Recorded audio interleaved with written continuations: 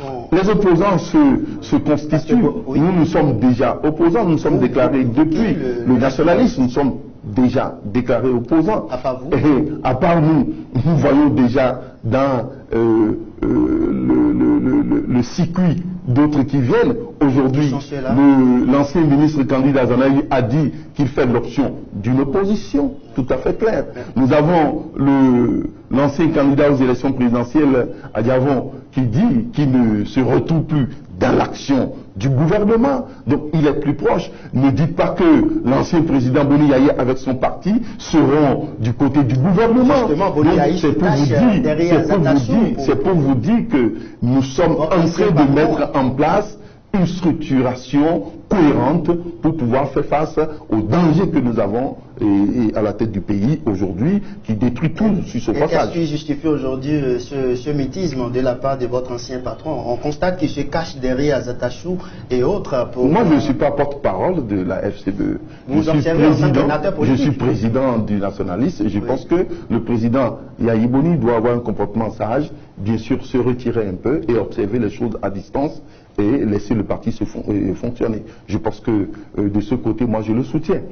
Qu'il ne se mette pas aujourd'hui à faire comme si c'était lui seul qui existe, il n'y a pas d'autre alternative. Il a fait ses 10 ans, les Béninois l'ont observé, il a fait ce qu'il peut faire, alors il garde une position de sagesse, il observe de loin, et dès qu'on a besoin de lui, il entre en action pour apporter quelque chose de positif. Alors il laisse le parti évoluer, se reconstituer, et ça, c'est normal. Donc moi je ne vois pas qu'on se cache, il se cache, non. Ce n'est pas lui qui se cache, mais c'est plutôt le système en place qui fait croire qu'on est en train de se cacher, qui a mis en place un principe de psychose nationale où quand vous ne parlez pas, on pense que vous êtes en train de vous cacher. Non, pas du tout. Je crois que nous sommes en train de nous organiser de façon structurelle et ça fera que nous allons gagner et nous allons pouvoir gagner face à l'argent et face à la puissance de l'argent et qui est là aujourd'hui, et nous allons démontrer que ce que nous voulons pour notre pays, c'est le développement à partir d'une vision claire et nette.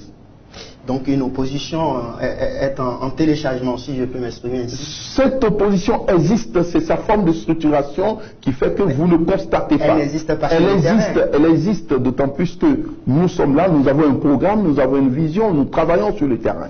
Donc, si vous ne venez pas vers nous, vous n'allez pas le constater. Vous n'allez pas le constater. Donc, nous sommes en train de faire un travail très consistant sur le terrain. Le gouvernement actuel a muselé la presse, faire en sorte que on écoute. La belle preuve est que les fréquences d'une radio, de 2 radios sont brouillées et que le gouvernement n'a rien fait. J'ai été membre de la RAC. Et je peux vous dire que les fréquences appartiennent à l'État. Et le représentant de l'État, c'est le chef de l'État, c'est le président de la République. Vous voulez dire quoi par là? Je veux vous dire que la responsabilité du président de la République, du chef de l'État est engagée dès que les fréquences, un bien de l'État est mal géré ou est remise en cause par un intrus qu'on ne sait pas. Donc c'est pour vous dire que le chef de l'État, sa responsabilité est impliquée. Nous étions à la RAC, et quand nous avons attribué les fréquences en son temps, et le gouvernement n'était pas d'accord, le gouvernement du président Boni Yaye n'était pas d'accord, et nous avons saisi la Cour constitutionnelle, la Cour constitutionnelle nous a dit que les fréquences sont les biens de l'État. Et le chef de l'État, c'est le président de la République, et donc le président de la République a le droit de remettre en cause les attributions de fréquences. Il faut vous dire que les biens de l'État sont gérés aujourd'hui par le chef de l'État à travers un gouvernement. Donc le gouvernement a tous les moyens de régler ce problème qui relève bien sûr de la défense nationale. Donc c'est pour vous dire que ce gouvernement qui ne veut pas autre chose que de museler la parole, créer une psychose, empêcher les institutions de jouer leur rôle réel, de les transformer en des creusets de pression sur les citoyens et de répression sur les autres, ces institutions, c'est pas bien. C'est pour vous dire que ce gouvernement est en perte de vitesse et nous savons que c'est le fait que la presse est muselée que vous ne constatez pas les effets. Mais ça se prépare par d'autres moyens où vous allez constater bien sûr que l'opposition est en marche et chacun a sa méthode. Chacun de nous a sa méthode. L'objectif est que nous puissions gagner à la fin dès que le combat électoral serait mené. Quelle appréciation faites-vous de façon globale de la gouvernance Talon? Je parlerai comme tout Béninois, ça ne va pas. Pourquoi? Oh, ça ne va pas parce qu'ils ont mal commencé. Ils ont détruit la confiance.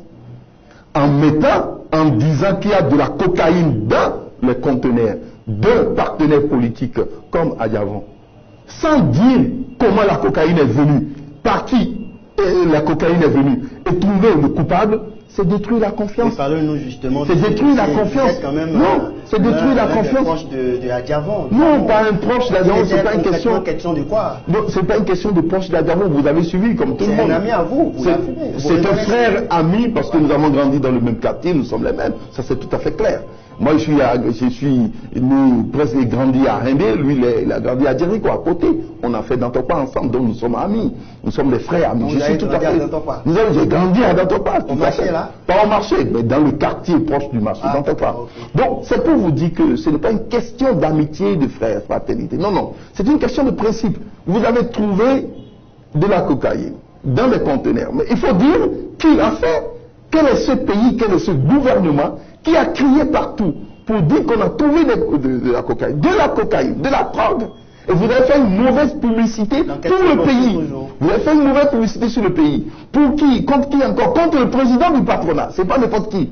Et maintenant, vous ne dites pas d'où ça vient.